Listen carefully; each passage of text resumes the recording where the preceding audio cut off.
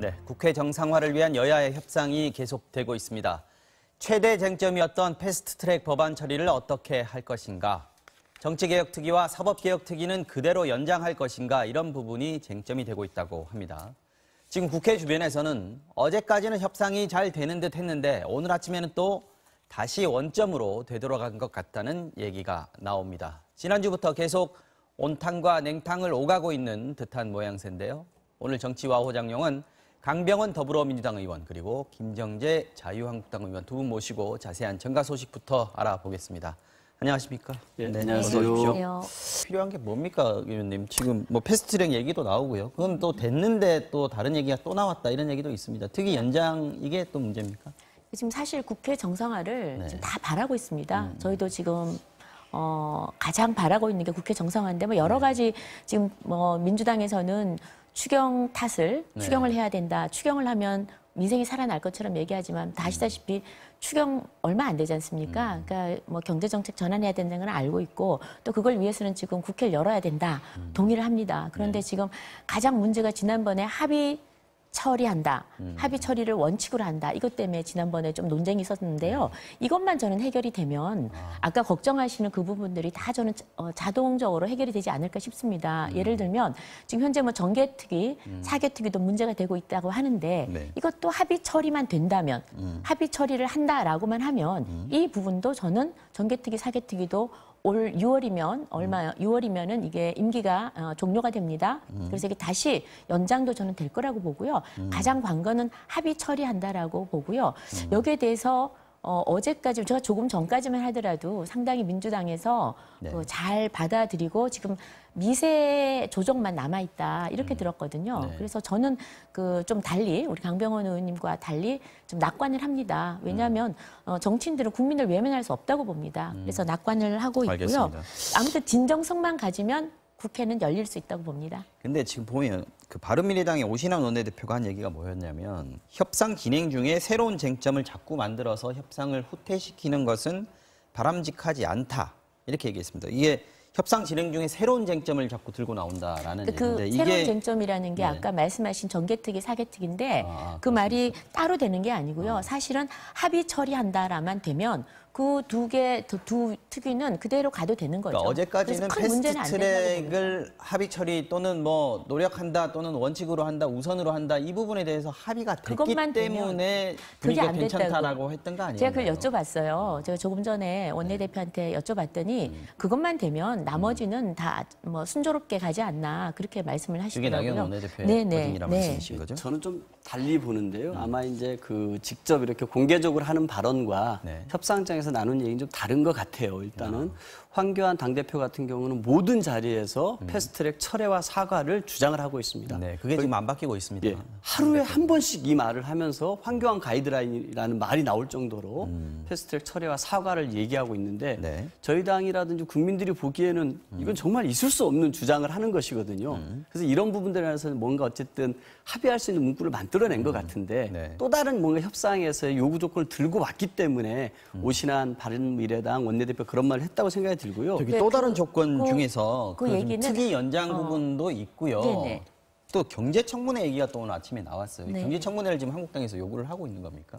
오늘 아침 처음 나온 발언인데요. 그 뭐 이번 협상 안에 들어갔는지 안 들어갔는지는 확인이 안 됩니다. 그러나 이제 경제가 정말 민생이 거의 참사 수준으로 갔기 때문에 전체적으로 지금 경제청문회를 하려는 이유가 계속해서 정부가 경제는 튼튼하다, 경제는 잘 돌아간다, 박근혜 이명박 정부보다 훨씬 더 뭐 고용도 높다, 이런 식으로 계속 저 장밋빛 통계들을 내놓으니까 그 부분에 대해서 그렇죠. 그러니까 그렇게 얘기를 하면서 또 경제는 또 어려우니까 추경을 하자. 사실 추경은 이 민생하고는 저는 큰 상관은 없다고 봅니다. 효과가 뭐 0.1%라고 하는데 그것마저도 못 미칠 수 있는데 여하튼 경제청문회를 하자는 건 아마 또 다른 아닌 것 같은데 이것은 국회 정상화가 또 돼야 청문회를 할 수 있겠죠. 그래서 국회 정상화 협상안에는 저는 좀 별개의 문제라고 보고요. 전제 조건은 아닌 것 같다. 네, 아닌 것 같습니다. 근데 이 경제청문회라는 게 사실 추경이라는 게 이제 국회 들어와서 추경에 대해서 안을 가지고 얘기하는 게 국회지 않습니까? 경제청문회를 또 하자라고 하는 제안은 어떤 제안이라고 받아들이십니까? 제가 봐서는 이제 병원에 응급 환자가 왔단 말이에요. 네. 바로 어떤 식으로든지 의사들이 달라붙어서 이 응급 환자를 소생시키는 게 중요한데 네. 이 병원이 제대로 된 병원인지 의사들은 정말 제대로 공부한 의사들인지 이거부터 살펴본 다음에 응급 환자를 살리자는 얘기는 똑같은 겁니다. 네. 지금은 정말 민생이 급해서 경기 하강에 대해서 대응해야 된다는 거 누구나 다 인정했고 한국당도 이런 부분들에 대해서 경제 위기다라고 끊임없이 얘기하지 않았습니까? 네. 아까 김정재 의원님께서 0.1%포인트라고 얘기하셨는데 2.4% 성장을 예고하고 있는 마당에 0.1%포인트는 굉장한 겁니다. 뭔가 6조 7천억의 추경을 써서 그만큼의 성장을 일궈낼 수 있고 경기 하강에 대응할 수 있다라면은 0.1%포인트 더 해야죠. 근데 이거를 아주 굉장히 별것 아니다라고 하는 것은 좀 문제가 있다고 저는 생각이 들고요. 나경원 원내대표가 며칠 전 모 언론과 인터뷰를 하면서 이런 얘기를 했습니다. 지금 우리 당은 독립운동하는 심정이다. 그리고 재정 확대 예산과 2년 법안 통과 막아내는 게 한국당의 과제라고 얘기를 했습니다. 네. 분위기에 맞춰서 협치할 때가 아니다라고 명확히 얘기를 했습니다. 그러니까 어떤 식으로든지 국회 정상화에 대해서 뭔가 합의하는 문구니 만들어졌다 할지라도 특위 연장 문제를 갖고 오고 특위 연장 문제가 되면은 여기 심상정 위원장 배제해야 된다는 문제를 들고 나오고 있고 뭔가 추경 얘기가 나오면은 경제청문회까지 들고 나오고 있는 상황이 아닌가 예측이 됩니다. 지금 강 의원님 말씀을 네. 들어보면 한국당 의원들은 김정대 의원님 말씀대로 좀 국회 빨리 열었으면 좋겠다라고 하나같이 말씀을 하시는데 대표도 마찬가지입니다. 대표 원내대표가 너무 강경하다 이런 얘기신 것 같아요. 그렇지는 않고요. 대표님은 항상 의원들하고 지금 우리 당은 의원들 모두가 당 원내대표에게 모든 권한을 일임했습니다. 근데 지금 민주당은 일임을 안 했죠, 아직? 일임을 안 해서 여러 가지 목소리가 나오는 것 같은데 굉장히 일관된 그런 리더십 갖고 지금 잘 하고 계신데 장제원 의원 같은 경우에 그건 충분히 있을 수 있죠. 네. 원내대표 한다고 해서 113명이 다 따르라는 법은 없으니까요. 그런데 저희가 하나 분명히 해야 될 거 지금 추경을 응급 환자에 비유하셨는데 지금 국민들이 웃습니다. 지금 대한민국의 경제는요. 추경 6조 7천억 중에 경제와 관련된 거는 4조 5천억 정도인데요. 4조 5천억 넣는다고 지금 살아나는 게 아니에요. 추경을 한다고 살아나는 게 아니라 제발 소득 주도 성장인지 소득 도주 성장인지 정책부터 대전환해야 제발 한다는 정책을 게 대전환해야 되는 게 답입니다. 입장이죠. 그 지금 모든 전문가들을 얘기해도 모든 전문가들이 얘기를 해도 완전히 귀를 닫고 눈을 그냥 감고 있습니다. 그래서 정말 다시 한번 얘기하는데 추경은 좋습니다. 합니다. 추경은 좋은데 추경 탓을 하지 말라는 거죠. 그리고 추경을 안 해주는 것이 마치 자유한국당인 것처럼 그렇게 더 씌우지 말라는 거예요. 그래서 경제 실패의 원인이 문재인 정부의 지금 잘못된 경제 정책입니다. 그럴 이 잘못을 자유한국당으로 더 씌우지 말라는 겁니다. 그래서 좀 정직하게 좀 일을 하자는 거고요.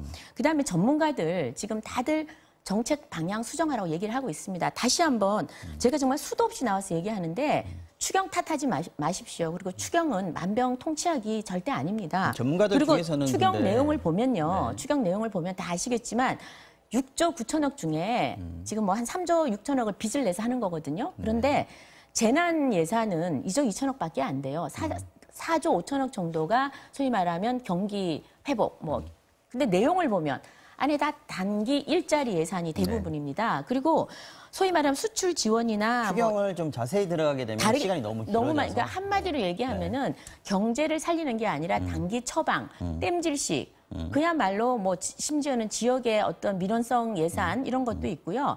경기를 살리기에는 턱없이 부족할 뿐만 아니라 경기를 살릴 수도 없는 그런 추경입니다. 제가 그래서 질문하다가 말았는데 네네. 이 부분 좀 간단하게 좀 얘기를 해주십시오. 장제원 의원이 얘기한 부분입니다. 이게 뭐라고 얘기했냐면 화끈하게 밖에 나가서 문재인 정권이 백기될 때까지 싸우든지 아니면 국회 문을 열고 원내 투쟁을 하자라고 얘기를 했고 지금 한국당이 투톱 정치, 재왕적 대표, 재왕적 원내대표 밖에 안 보인다 이렇게 얘기를 했거든요. 이 부분에 그건 대해서 저는 장제원 의원님 어떤 의도를 가지고 그렇게 얘기를 했는지는 모르겠습니다. 정치인들은 다들 의도는 좀 명확해 보입니다. 자기 입장이 있으니까요. 가끔은 자기의 정치적 입지가 불안할 때 또 그런 얘기를 하기도 합니다만 어떤지는 모르겠습니다. 그건 제 권한 바뀐 것 같고요. 적어도 지금 자유한국당 내부에서는 그 당 대표와 원내대표가 같이 이야기를 하고 있습니다. 그러니까 지금 소위 말해 합의를 하자. 의회가 합의 처리를 원칙으로 한다. 이것은 변함이 없습니다.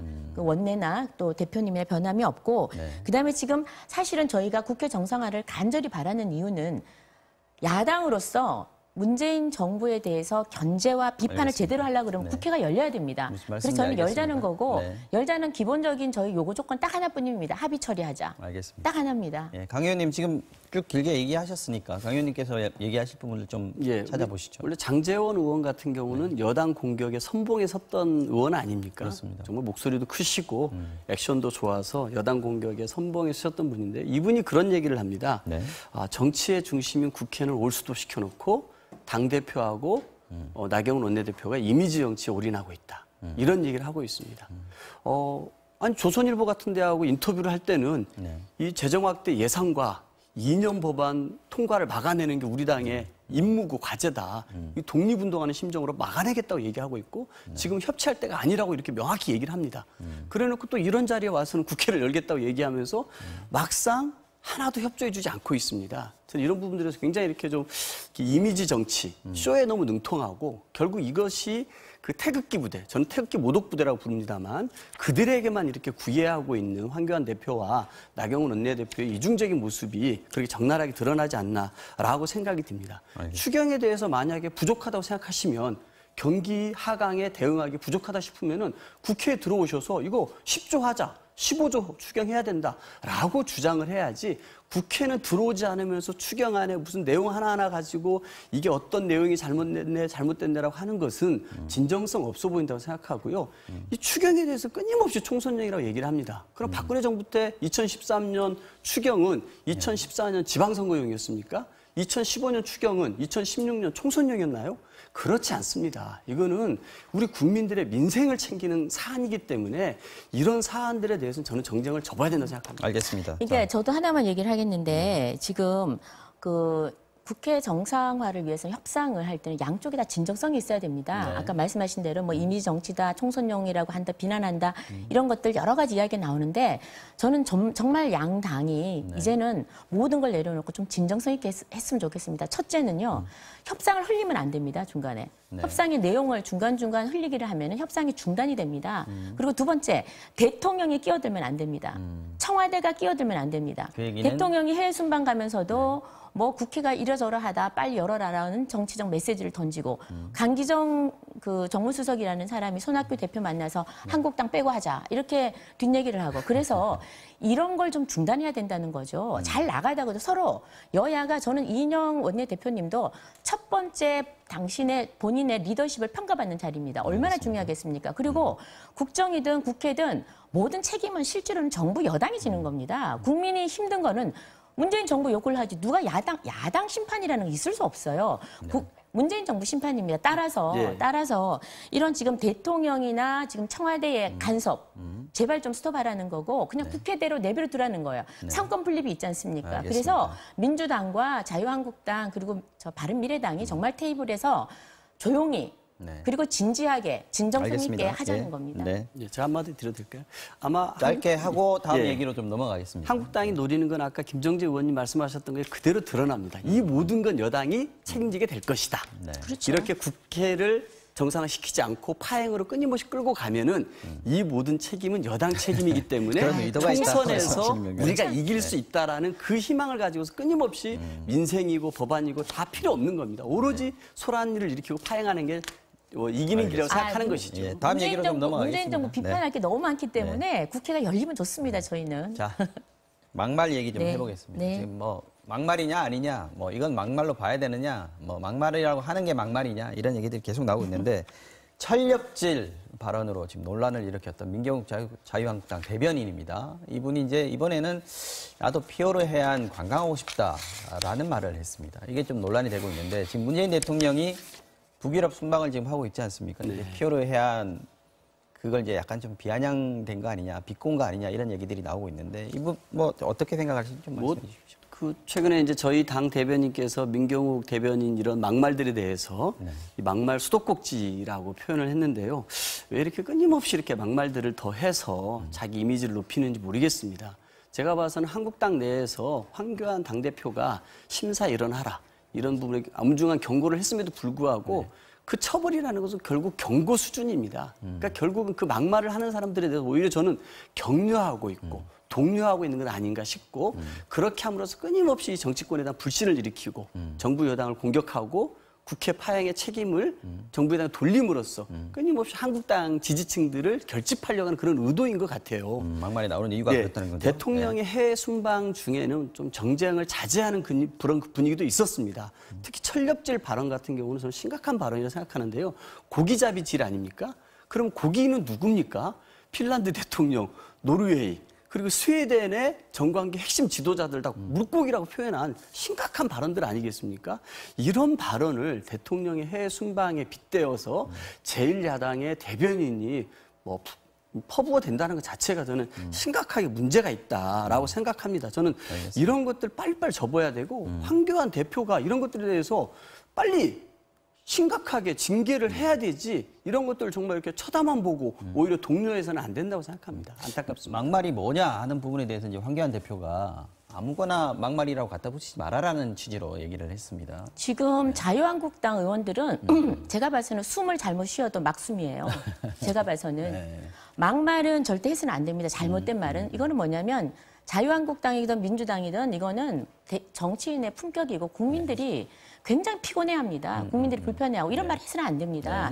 자, 그런데 저도 사실은 막말을 할 때, 막말이라고 소위 표현될 때마다 방송 나와서 맞습니다. 사과드리고 예, 그랬습니다. 예. 그 부분 강조 근데 많이 하셨어요. 저도 더 이상은 막말과 비판을 구별해서 저도 얘기하겠습니다. 적어도. 네. 그래서 지금 막말이라고 하면 사실 막말이 있었습니다. 망언에 가까운 그렇죠. 막말도 있었는데 네. 그건 사과했고요.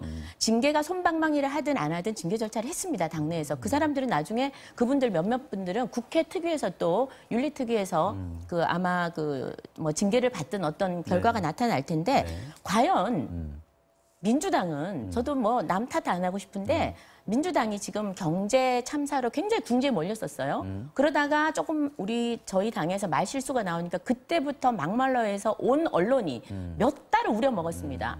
프레임이다, 아니, 이런 거죠? 프레임이죠. 아니요, 프레임을 이제 잘 씌웠는데 본인들은 과연 그렇지 않았는지 뭐 귀태 발언이나 그 X 네. 또 미친놈, 네. 뭐 도둑놈, 놈자를 붙여가면서 수많은 막말을 했습니다.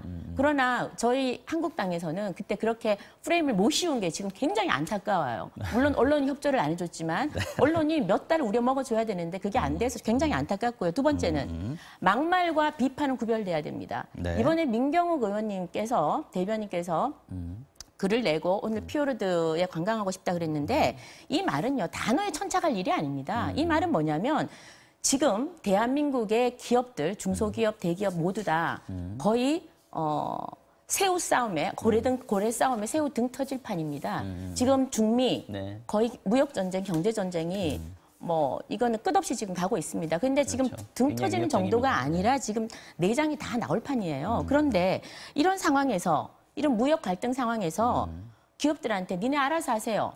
우리는 모르겠습니다라는 이런 무책임한 말하고 가셨어요. 그래서 지금 그렇게 말을 했나요? 하셨죠. 그래서 북유럽을 갈 게 아니라 기업은 알아서 하십시오 그랬지 않습니까? 그래서 북유럽을 갈 게 아니라 중국과 미국을 가고 훨씬 더 이전부터 사드 이후에부터 지금 우리가 한중 관계가 굉장히 안 좋은데 이런 것에 더 천착을 해야 되지 않느냐라는 지금 현재 우리 경제 상황에 대한 비판을 지금이 한 것이라고 북유럽 저는 순방할 봅니다. 때냐, 이 네네 말씀이라는 그런 걸 한 거죠? 거고 네. 충분히 야당 그 의원으로서는 저는 할 수 있다고 봅니다. 그런데 만약에 단어 선정이 잘못됐다면 그건 비판받아 마땅합니다. 네. 그러나 이런 비판조차도 이제는 받아들이지 않겠다고 그런다면은 정말 야당이 존재하는 이유가 뭡니까? 그 철략질도 같은 의미로 같은 봐야 의미라고 된다는 봅니다. 거고 막말은 네네. 아니다라고 보시는 거죠? 네, 뭐 예를 들어서 단어가 뭐 낚시질, 낚시를 한다에 낚시 질자가 붙어서 이게 뭐 나쁜 단어다 이렇게 볼 수도 있겠고요. 네. 철렵질에 제가 안 그래도 그 왜 충분히 비유가 좋고 비판하는 건 좋은데 왜 그랬느냐 뭐이 정도는 저는 된다고 봅니다. 네. 그러나 그 자체를 비판하는 자체를 못 받아들여서는 안 되고요. 알겠습니다. 받아들여야 된다고 생각을 하고 알겠습니다. 지금 저는 이렇게 좀 인식에 좀 심각한 문제가 있다고 봅니다. 이렇게 철렵질, 피오르도 관광하고 싶다 이런 것들을 비판이라고 하는데요. 네. 어느 국민이 그거를 읽으면서 들으면서 그걸 비판이라고 생각합니까? 어떻게 대통령께서 북유럽 3개국을 순방하면서 대통령 해외 일정이 굉장히 빡빡합니다. 거기 따라가는 기자분들 한번 얘기 들어보시면은 그 일정이 너무너무 힘들어서 기자들 굉장히 힘들어합니다. 그런데 이것에 대해서 한가롭게 뭐 고기 잡는 짓이나 하고 있다. 아니 강광을 하고 있다. 이렇게 한 것을 비판이라고 누가 보겠습니까? 이거는 언론을 탓할 게 아니라 한국당이 대통령에서 비판을 하더라도 정도껏 해야지 표현이라는 게 있는 겁니다. 철렵질과 이런 뭐 표를 관광하고 싶다는 것을 이거는 막말이지 비판이라고 할 수 없다고 보고요. 저는 지금 북유럽 3개국 순방하면서 핀란드에 가서 어떤 일정 소화하고 계십니까? 그 스타트업 서밋을 하면서 어떻게 하면 우리나라 대한민국에도 이 기득권과 혁신 성장의 충돌이라는 문제를 어떻게 슬기롭게 풀면서 혁신 성장을 더 진척시킬 것인지 그런 질문들을 대통령이 끊임없이 던졌다는 거 아닙니까? 알겠습니다. 그리고 핀란드 가면은 또 여성들의 사회 참여가 굉장히 높아요. 68% 정도 되는데 그런 부분들도 어떻게 우리 사회에서 받아들일지. 그리고 노르웨이 오슬로 같은 경우는 노벨 평화상 시상지고 평화의 상징입니다. 이런 때 가서 어떻게 하면은 한반도의 평화 비핵화라 문제에 관해 진전을 내올 수 있는 그런 선언을 하고 주변국들의 동의를 얻으려고 하는 그런 외교적 노력에 대해서 철렵질과 관광이라고 하는 것을 저는 정당한 비판이라고 보는 것은 맞지 않다고 오늘 봅니다. 대통령 일정이 이제 오슬로 포럼에 참석해서 이제 어떤 선언을 내놓을 평화와 관련된 선언을 내놓겠죠. 이 부분에 대해서까지 얘기를 하셨는데 지금 그 부분 일정 뭐 이런 지금 부분이 좀 우리 국민들이 대통령 지켜보면 지금 말씀하신 게 들어보면 참 한숨이 나옵니다. 지금 평화만 계속 평화 노름만 할 때입니까? 지금 그것도 노름인가요? 그러니까 북미 관계 보십시오. 지금 우리 소위 말하면 남북 관계, 그다음에 한중 관계, 한미 관계 지금 한번 보십시오. 완전히 외톨이가 되고 지금 평화를 얘기할 때가 지금은 아닙니다. 우리가 궁극적으로 누구나 다 통일을 얘기하고 평화를 추구합니다. 평화를 추구하지 않는 국민은 단 1명도 없을 겁니다.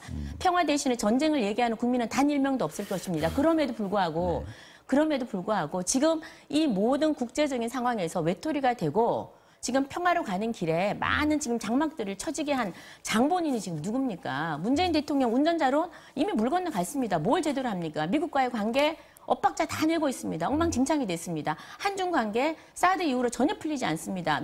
한일 관계는 그야말로 최악의 상황이죠. 그런데 지금 저희가 이번 같은 경우에 이거 지금 막말 얘기하다 나온 얘기인데요. 핵심은 그겁니다. 반기업 정서로 기업에는 기업 두들겨 패고 그다음 세금은 걷어들이고 그다음에 뭐 마치 서민 등골이나 파먹는 것을 기업들이 하는 짓이라고 치부하고요. 굉장히 지금 지금 한국을 떠나고 싶어 합니다. 다들 기업하시는 분들이 실제로 떠났고요. 자, 그런데 지금 이렇게 적극적으로 규제에는 적극적이던 문재인 정부가 지금 그 미중 전쟁이 일어나니까 그런 말을 했어요. 이건 개별 기업의 문제라고. 화웨이에 대해서 어떻게 할 것인가가 미국에서 계속 압박을 가하니까 이건 개별 기업의 문제라고 했습니다. 기업이 알아서 하라는 거예요. 정부가 왜 존재합니까 도대체? 지금 청와대에서 왜 그 얘기를 하면 존재하냐고요. 중국하고의 관계가 문제가 되니까 오히려 그런 게 그럼 미국하고 관계는 그런 얘기를 하지 미국 않았어요. 관계는 어떻게 그러니까 됩니까? 미국과 우리의 중국 전통 사이에 끼어 자 있으니까 여기서 그런 이제 얘기를 하는 문재인 거죠. 정부의 아이덴티티가 나타난다는 거죠. 지금 그러면 한국당의 입장은 있습니까? 자, 지금 한미 관계 북미의 중요하죠. 무역에 있어서 한미 관계 어떤 중요하죠. 자세를 취해야 되는지 적극적으로 나서서 어떤 정책을 취해야 될지 지금 논의를 해야죠. 지금 최근에 그걸 내놔야 된다는 거죠, 그렇죠. 정부가. 지난 30날 이제 알겠습니다. 겨우 조직을 만들었고요. 그것도 7명밖에 안 되는 임시 조직을 만들었습니다. 미중 관계를 전담하는 사람을 7명, 70명을 해도 부족한데 알겠습니다. 7명을 너무 했고요. 길게 지금 나오고 아니, 이 부분에 대해서만큼은 최소한 이 부분에 대해서는 소위 말하면 정부가 기업과 같이 정말 끊임없이 대화를 하면서 정부가 믿고 올바른 정책을 낼 수 있도록 기업과 끊임없이 논의를 해야 되는데 개별 기업 알아서 하세요. 그러고 그냥 알겠습니다. 해외를 가시니까 지금 이런 말씀을 하는 겁니다. 그래서 어떤 말에는 맥락이 있는 겁니다. 꼭 좀 알아주시고 그 말에 대해서 또 비판도 해주셨으면 좋겠습니다. 그러나 뭐 관계가 안 좋을수록 평화에 대한 강조는 계속 해야 되는 거 아닌가 싶은 생각. 지금 열띤 토론을 하셨고요. 지금 이미 시간이 지나서 여기서 마무리를 해야 될 것 같습니다. 네. 자, 지금까지 강병원 의원 그리고 김정재 의원 두 분과 함께 말씀 나눠봤습니다. 오늘도 고맙습니다. 감사합니다. 감사합니다.